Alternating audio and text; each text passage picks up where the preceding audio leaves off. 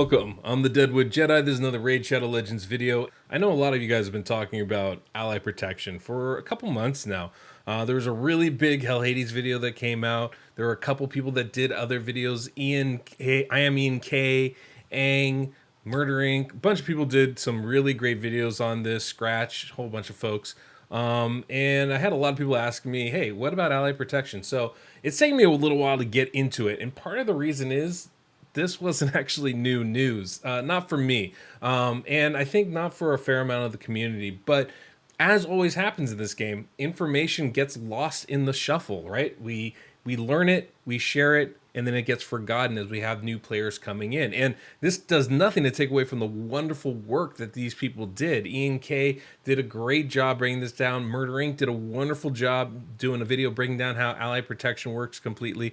All this stuff has been really, really good for the community and excellent stuff. And I'm glad people are starting to realize how strong ally protection is. Not to mention, we are learning new things, right? We're learning about how ally protection works fully. So I had that video yesterday breaking down all the different ways that ally protection works for your team, how to use it, and was more of a like an intro to ally protection type of thing. Maybe not every little detail that goes into it.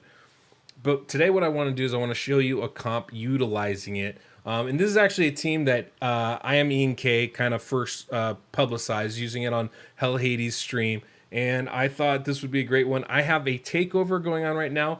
One of my Patreons, Tvar, you can see him right there, asked me to help remake his clan boss team. He wanted to do a 100 million team, or he basically wanted to do a sure one key team. Now, as always with these things, I can't promise that, but I figured we'd give it the good shot. And ally protection is a wonderful way to go with this. So, but this is basically a Lydia with an extender. This is going to be one of those comps that I'm going to be putting up on the website, and so you can check that out.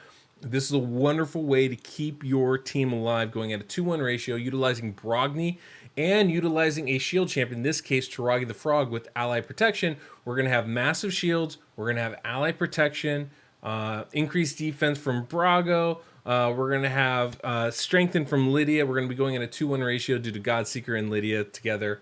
There's a lot of stuff going on with these comps. These are very difficult to build and build right, because the skills for every single champion has to be lined up just so to get you the most optimized result out of this. And I'm really hopeful. I'm very, very hopeful that this one is going to be very successful for us. So we're going to take a dive in. I'm going to show you the champions. I'm going to show you the run, and we'll see what we can do. If you guys enjoy this, though, be like one of these wonderful people up here. Join my Patreon, and if you would like a takeover or coaching or something else with your account, that's where you find me. There's links down in the description of this video, as well as the pinned comment as well. Without further ado, let's get into this build. Okay, let's start with the linchpin of this composition. One of the reasons I'm actually doing this video in the first place, Toragi the Frog. Now, you can see the masters I have over here. It's offensive, defensive. The interesting thing about Toragi the Frog is he has that ally protection, which is so strong when you're facing the clan boss. Basically, he's going to make sure everybody else takes half damage, and he's going to only take a really small portion of that damage due to the mechanics of the clan boss. Now, we have him in stalwart gear because he is taking a little bit more damage. I need him to survive. So those AoEs specifically, we want him to take as little damage as possible. He also has this great ability when he puts up his ally protection, he puts a shield on his allies as well. That's a really big thing. And with bringing in Brogni as well, that's going to make him have some massive shields on our allies. That's really big. He's also obviously going to bring our decreased attack a little bit, but more importantly, poisons for us. So it's going to give us some damage.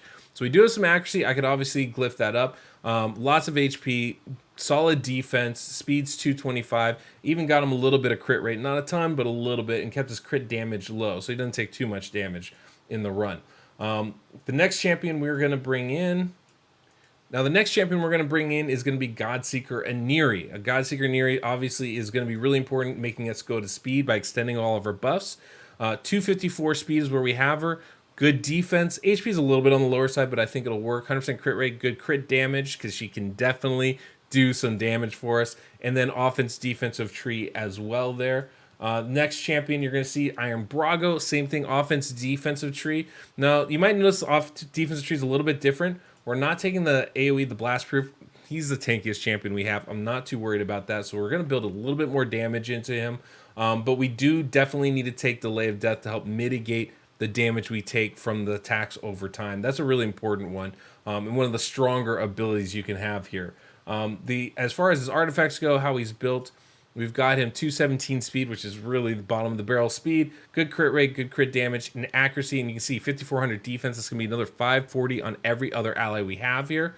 The only other thing, I have him in lifesteal gear, and the reason why is he's going to be taking our stun. I want to make sure he heals up before the AoEs come back around. It's probably not going to be an issue, to be honest, but as we get later in the fight, that's something that can definitely benefit us. We are going to get some healing, and actually a fair amount of it from Godseeker and Neri, so maybe we don't need that, but he had good lifesteal gear, so why waste it?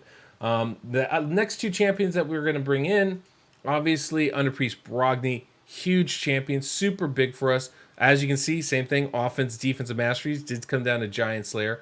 As far as the artifacts go, you can see we are building him with attack. That's what I really want on Brogni, to make those shields as big as possible. 100% crit rate, good crit damage at 250.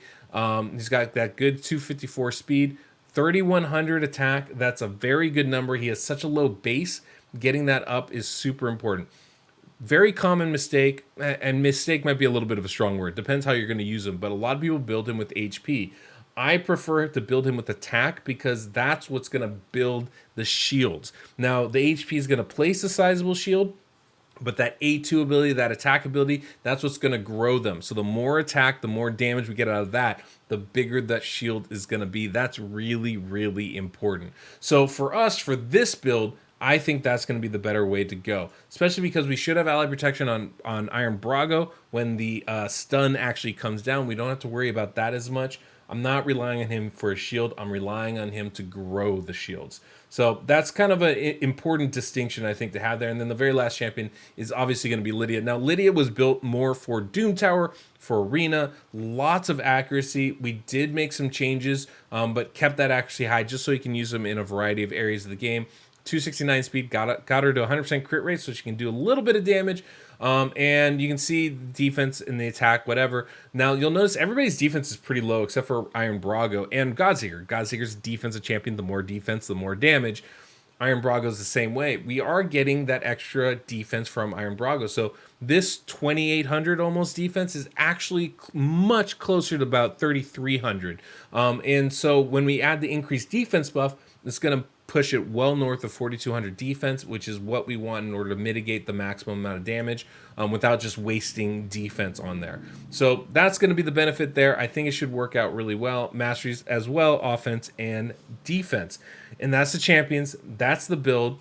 Let me go ahead. I'm going to show you guys how we're setting this up real quick. I do have this composition saved, which I think is really important. So this is going to be the team. Now, everything's pretty close to auto. We're going to start with the increased defense on Brago. We're going to start with the extension from Godseeker, the speed from Lydia. Underpriest Brogni, we do want to start with the growth of the shield. And then after that, we're actually going to use the A1. So there's going to be a 1-turn delay in the middle of it.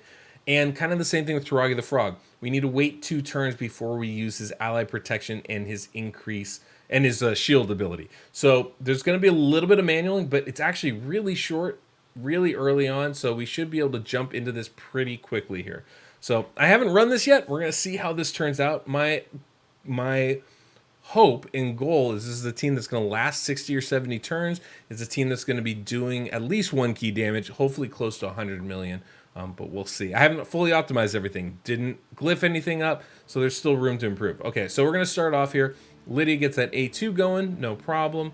We're going to go ahead and grow the non-existent shields right now with Brogni.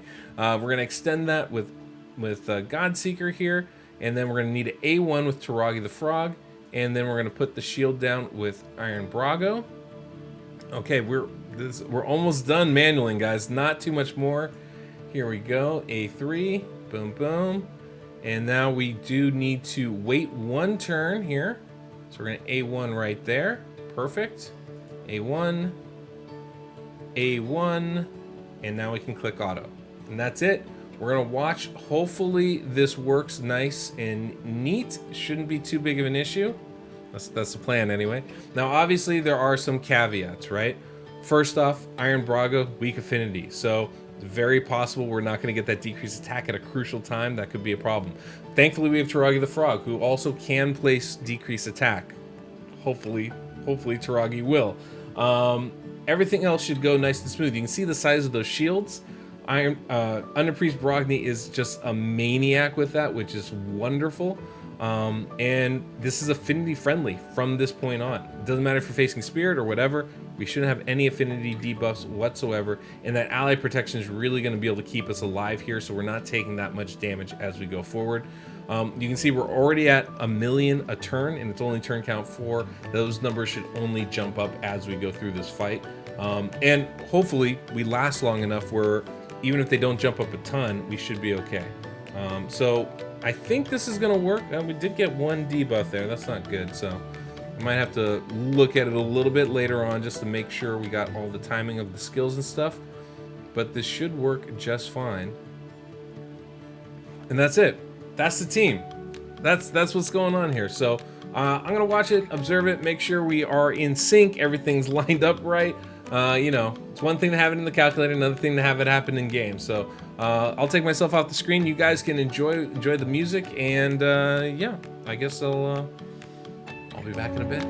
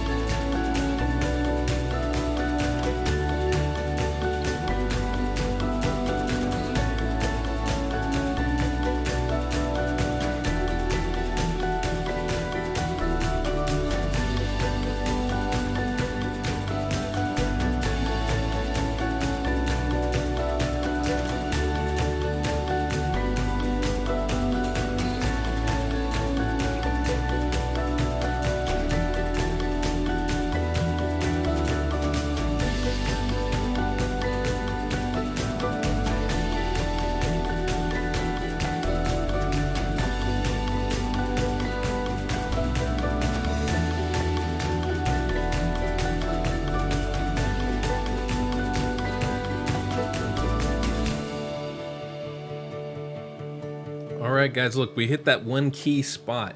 So real quick, I want to talk to you really quickly about like some of this ally protection stuff. First thing you're going to notice is obviously with this team, we got that shield from Brogni. Super nice. It makes it so great. You can see how little damage people are taking. Pretty much nobody outside of Toragi is actually even taking any damage at this point.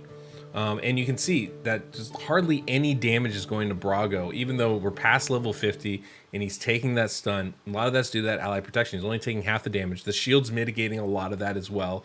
And then on top of that, Toragi's sharing that damage, and you'll see the number above his head is like 509 or something, really small. And you can see there's this like slew of little numbers, little blue numbers that pop up over Toragi's head every time the allies get hit in one of those big AoEs. What's happening in that situation? What's happening is that is the ally protection at work.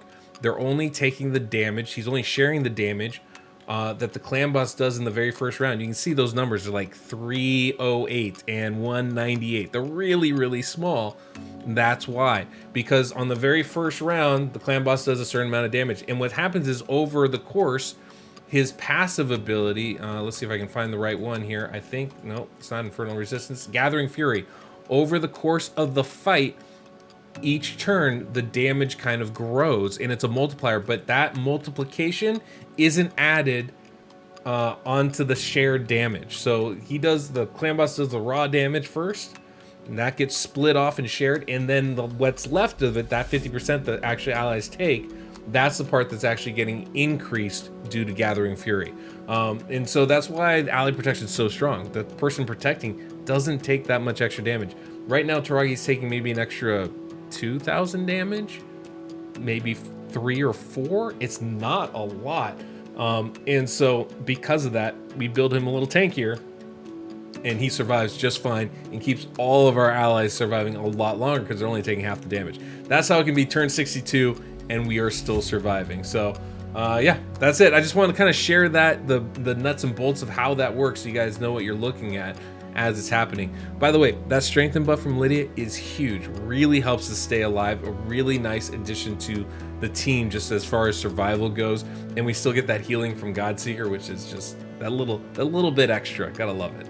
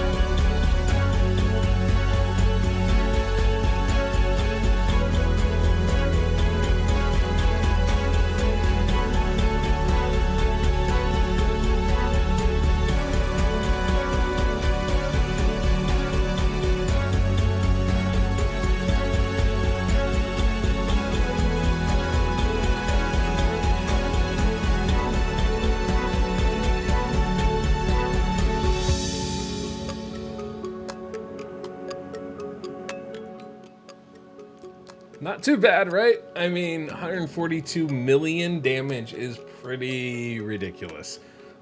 This is the power of that ally protection. I mean, we're lasting like 100, turn 103, 104, something like that. It's ridiculous. 35-minute run. Obviously not great, but you can see the damage there. Pretty good across the board. You know, getting basically 20 million from at least everybody, and Brogni putting up almost 50 by himself. It's a ridiculous team. ridiculous team, ridiculous build, and it really synergizes all the possible skills here, right? And it's not just ally protection. We're also getting really big shields from Underpriest Brogni, and that's huge. I mean, we're basically, because of Toragi and Brogni combining, we're basically having a Valkyrie on this team without having a Valkyrie on this team. It's a remarkable ability. The strengthen from Lydia is very underrated. This is the reason why we use her in this type of comp. That's not a skill that everybody brings to the table, and it's very strong and very helpful to staying alive. Obviously, Iron Brago is essential. That 3-turn duration on his increased defense ensures that we have it on all of our champions for the entire fight. That's very valuable. Now, obviously, we could get away with not having it on everybody. The key would be, of course, making sure that those that don't have it are built tanky enough so they don't need it. And that becomes a little bit trickier. But, you know, there is a lot of flexibility with this comp. Now, this one I do have on the website, or I will have on the website by the time I put this out. But understand that these 2-1 ratio teams, there is a lot of flexibility. There's a lot of ways that you can manipulate it to suit your needs. It's tricky to find those alternate builds, but they're there, right? I was able to. There's ways to manipulate this, so you can have, you know, Godseeker go at a different turn order point. You can have Lydia go at a different turn order point. Brogni, Brago, Toragi, all those guys you can kind of swap in and out. This is the one that makes it uniform and affinity friendly. That's kind of the key with this one.